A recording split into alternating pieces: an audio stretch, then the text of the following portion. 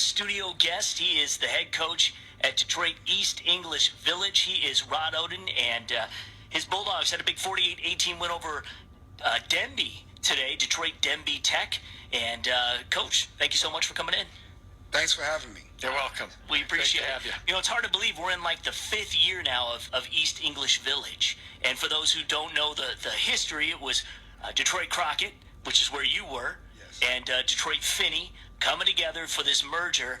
And, boy, you see now, it seems like things are going really well at the new school.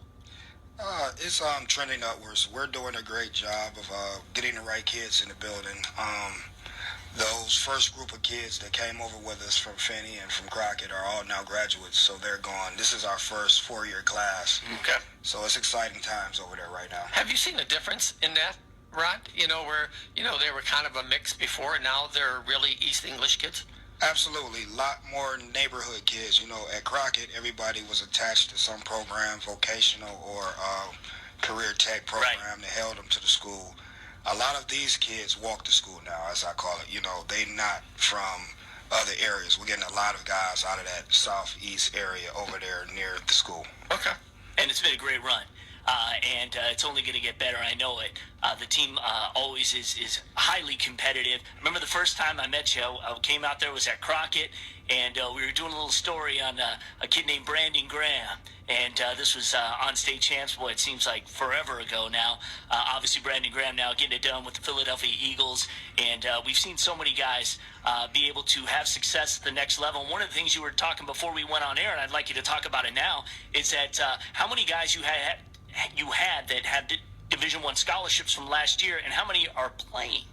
Well, last year we were fortunate enough to have 9 guys sign national letters of intent, 5 on the Division I level, and all 5 have affected the field this season already for their colleges and universities.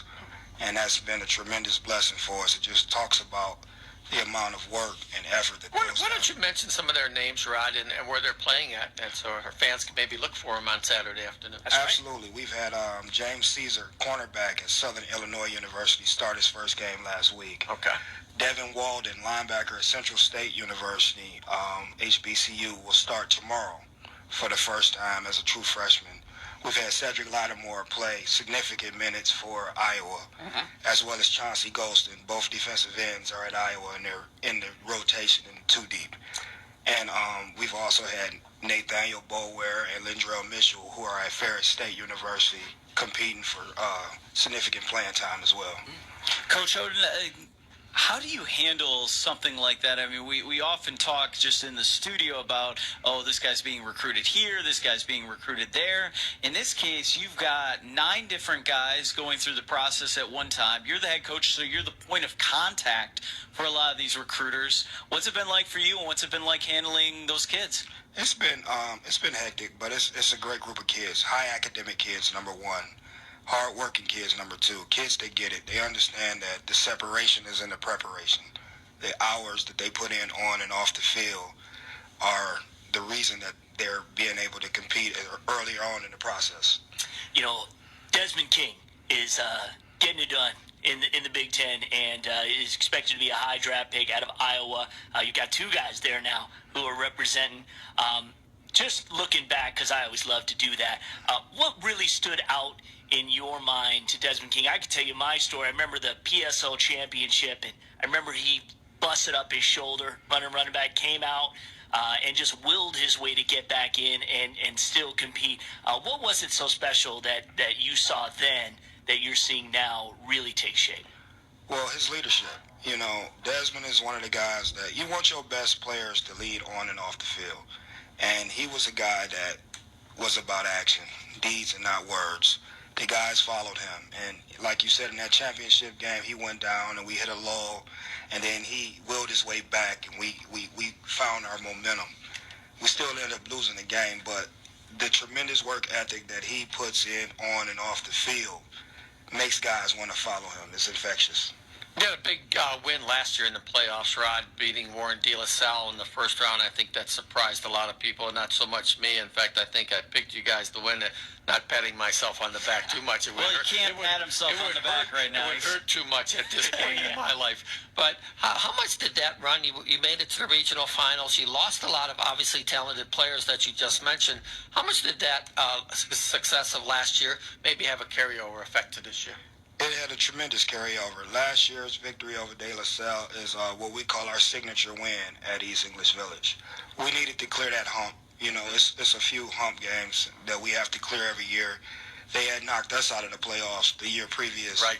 So we went into one the game, touchdown game, too. right, with some extra motivation. And, you know, they had a measuring rod. They were the defending state champs at the time.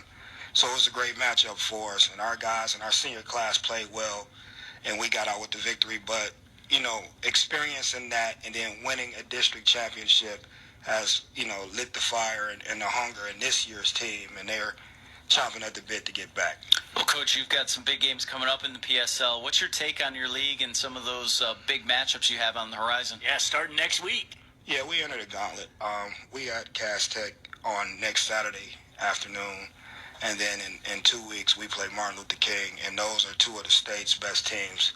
We look forward to the matchup. They're always a measuring rod for us. In the previous years, we've dropped some close games, and we look forward to bridging that gap this year. You know, we've developed a little more depth. We think we can play with both teams, obviously, but we needed more depth. You know, when we sub, it's a tremendous drop-off from when those guys sub. We don't carry a 60-man roster. Right. Right. We got a great group of guys, and we're looking forward to the challenges. Well, before we let you go, talk about a couple of the guys who you think are playing really well right now and we should be looking out for. Well, our quarterback, Delvin Washington, is on fire. He threw 5 TD passes today, threw for over 250 yards. Isn't he a big dude? He's a big dude. He's 6'3", 235 pounds. Yeah, he can play linebacker. Absolutely. Our wide receiver, Samuel Womack, had 4 receiving touchdowns today for 130 yards. He had 3 touchdowns last week, so he's having a great senior campaign as well. And then Zamaine March, our running back and cornerback, he has 4 interceptions on the year and back-to-back 200-yard performances on the ground. Fantastic. Coach Rod Oden, we thank you for being here tonight. We appreciate you staying up late, and good luck the rest of the way. Why noon? I have no idea. Why Saturday? I don't know. Rod, I would love to see that game, but Call it in. Get it. Where is it going to be? It's at Cass Tech. So it'll be at Cass Tech, noon next Saturday. I don't get All it. right. I mean, that's college football day. Yes.